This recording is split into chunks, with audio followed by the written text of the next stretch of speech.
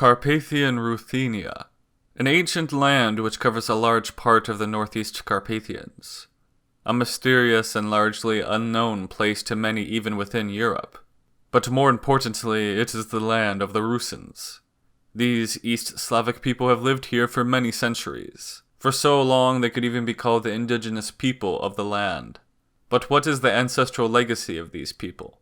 From many wars to tribes and peoples assimilating into the Rusin ethos, their story has twists and turns that few others in the world match in complexity. This is the story of the people and land of Subcarpathia.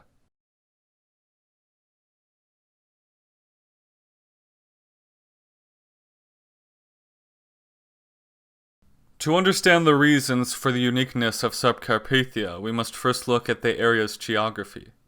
This is a map of Central and Southeastern Europe. In the west you have the Great Alps, which close off Italy from the rest of the mainland. Across the Adriatic Sea you have the Balkans with its many mountain ranges. Then finally you have the Carpathian mountain chain to its northeast. The way these Carpathians are shaped is very important, but more on that in a sec. Then to the west and north of the Carpathians you have the Great Plains, flat farming land and forests. The land of Subcarpathia lies on the southern slopes of the Carpathians, as the name suggests. The majority of historical Carpathian Rus resides in Zakarpattia Oblast in Ukraine, with sizable areas in modern-day Slovakia and Romania as well, with the Lemko Rusins inhabiting an area north of the Carpathians in modern-day Poland. Looking at the map, you can probably see a few things about Subcarpathia that makes it unique right off the bat. While the Carpathians are not on the same scale as the Alps, Subcarpathia has been essentially shielded from much influence to its north. This in turn has provided an interesting influence on its people. While the lands to the north were influenced by the likes of Russia, the Golden Horde, or the Polish-Lithuanian Commonwealth, Subcarpathian Rusins have been heavily influenced by Hungary, Romania, Slovakia, and the Balkans. It has also led to much more regional identities that other mountainous areas encounter as well. Now let us look at the Zakarpattia Oblast more closely. For the sake of this presentation, we will be excluding the other Rusin majority areas in other countries, though these are instrumental to Carpathian Rus too. In the northern parts you have the high mountain peaks. These areas are almost exclusively populated by Rusins. Then you have a relatively small part in the southern area, which is a low-level plain. This area in particular is populated by Hungarians. Much of the oblast is covered by forests, as well as containing the highest mountain in Ukraine, Huverla. To get a more accurate breakdown of the demographics, you can see the split here. The amount of Rusins historically and to the present day make up somewhere between 55 and 70% of the oblast's total population. This southeastern corner is where the Hutsuls reside. I personally believe the Hutsuls are Rusins, but in the community there is still debate over this. Perhaps another example of regional identity, like I said earlier. Even with all of this, you still have a few passes which lead into Subcarpathia. The main one to know being the Veretsky Pass, which connects modern-day Lviv Oblast and Zakarpattia. This mountain pass will be an important player in the history of the area.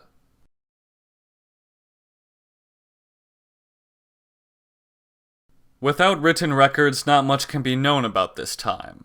What can be said, however, is that the area in prehistoric times was connected with the Dacian peoples. These Dacians moved north and colonized much of modern-day Romania and Subcarpathia. You would then see the Huns migrate into the area over the next few centuries, crossing over the Carpathian Mountains. At this point, the Dacians had already largely been conquered by the Romans. This so-called Hunnic Empire would only last for a short time, but it is likely that the first Slavic settlers came with these Huns. You then see in the 5 and 600s AD the settling of the second major Turkic tribe, the Avars. With them you see the first major migration of Slavs to the south of the Carpathians.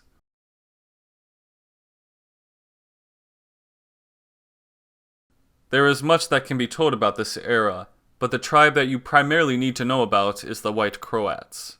This tribal group controlled almost all of Subcarpathian Rus and some areas to the north of the mountains. Frankly, not much is known about their history. A part of the White Croats would form the modern-day Croatians after being invited by the Byzantines to settle the area of modern Croatia. Others assimilated or died out. The overarching point here to note is that, in all honesty, not much is known about them. But at this time, many academics agree that Rusins were probably, at least in part, descended from the White Croats.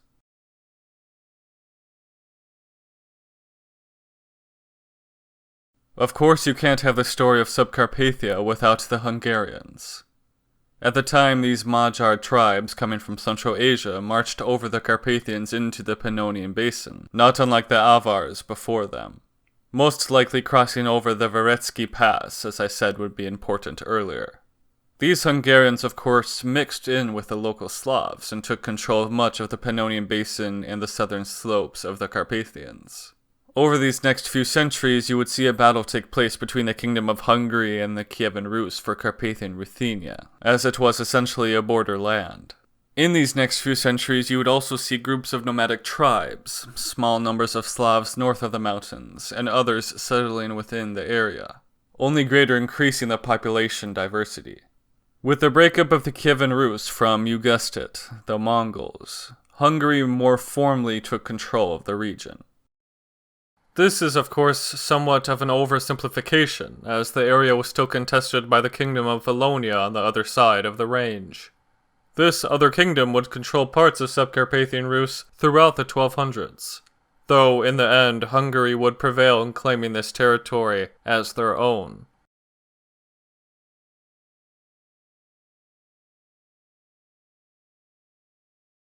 In the coming years, things weren't great for Hungary either, though, to be honest. Do not sugarcoat it at all, Hungary completely shit the bed the first time the Mongols invaded. Coming through Subcarpathia and other passes, the Mongols completely destroyed Hungary, pillaging them for months. Subcarpathia was heavily hit by the Mongols, castles destroyed and whole villages burned to the ground.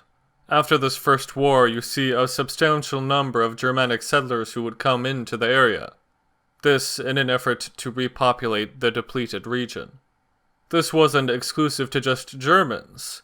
You see immigrants from all other parts of Hungary come and settle into the region too. And now bringing up the Veretsky Pass again, which you've probably forgotten by now. The Mongols and their tributary state of Galicia-Wallonia passed through it on their second invasion attempt. Now it was the Mongols' turn to blunder. Their invasion, frankly, was ill-equipped for Hungary this time around. This was mostly due to the foresight of the Hungarian kings following the first invasion, by building up defenses. I don't blame them. I wouldn't want that happening again either.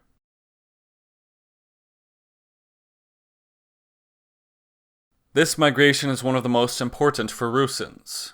Beginning in the 13 and 1400s, you begin to see a mass migration of Wallachs or Vlachs into Rusin areas. This was primarily due to the Ottomans and other Turks taking up the original Vlach lands further south. The Kingdom of Hungary saw this as an opportune chance to further populate their areas, introducing the Wallach laws. I did a whole video about this on itself, but essentially these Wallachs were offered land, excused from paying taxes, and other such benefits to entice them to settle into the high mountain areas of the Hungarian kingdom. The influence of these Vlachs cannot be understated. This migration is an integral part of the Rusin story. From these migrations you see an incredible amount of loanwords, culture, and ancestors due to intermixing. At one point this intermixed group was even referred to as Vlach Rusins because of this. However, over time this name would lose all ethnic connotations with the Romance-speaking population, and have more to do with the profession of shepherding. Around this era, you also see many towns in modern-day eastern Slovakia populated by Rusins. These settlements almost reach as far west as the Tatra Mountains in the central region of Slovakia. The cutoff date for this dual name ending is not very well defined, though it is unclear if Rusins themselves used this name at all. This has led to some interesting thoughts within some parts of the academic community. Though in all reality there is no debate on if Rusins are East Slavs or where they come from, it is more to do with how much these Vlachs actually influenced Rusins. This could even be applied to other Carpathian groups such as the Gorals as well, who are another heavily Wallach-influenced people. Here is perhaps a more balanced take from a subset by Polish professor Iona Samska. The development of the settlement of the Vlachs further north to the Ruthenian lands of the Polish Crown, Polish Carpathians, and Subcarpathia led to their fast Slavization. This process is almost completely unexplored, with the inclusion of the Ruthenian Boykos, Hutsuls, and Lemkos to the Vlach ethnic group still remains controversial. But certainly in these ethnic groups, Vlach and Slav cultural elements were merged. In contrast, in Podhale and the Beskidi Mountains occurred a fairly rapid process of assimilation of Vlachs with the Polish population. Generally, it can be said that in the lands belonging to the Polish state, the process of Polonization of the Vlach population occurred if they had adopted Roman Catholicism, and Ruthenization if they had remained Orthodox.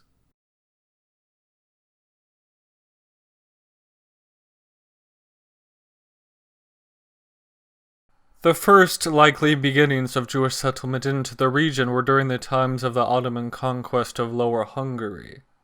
These first Jews were likely of Sephardic origin.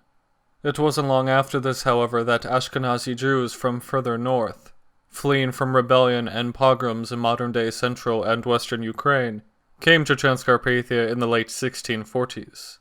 The population from there on would increase in the following centuries, with the biggest migration happening in the late 1700s, early 1800s from Galicia and surrounding areas after the breakup of the Polish-Lithuanian Commonwealth, mainly due to the pogroms that went along with it.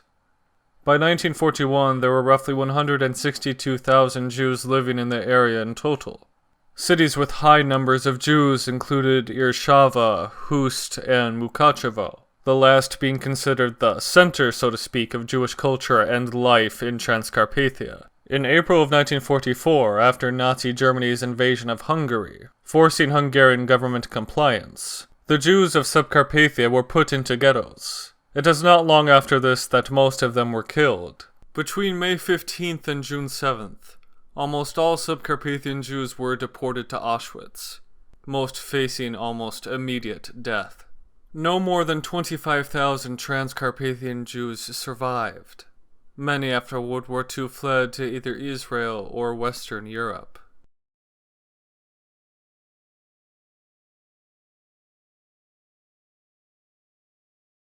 Subcarpathian Rus has always been a borderland, a place on the edge of empires, where tribes pass through to attack richer lands or settle down and call this place their new home. Hopefully you have gained a better understanding on how Subcarpathia has transformed to what it is today. Thank you for watching, and leave a comment either way on how you feel about this video.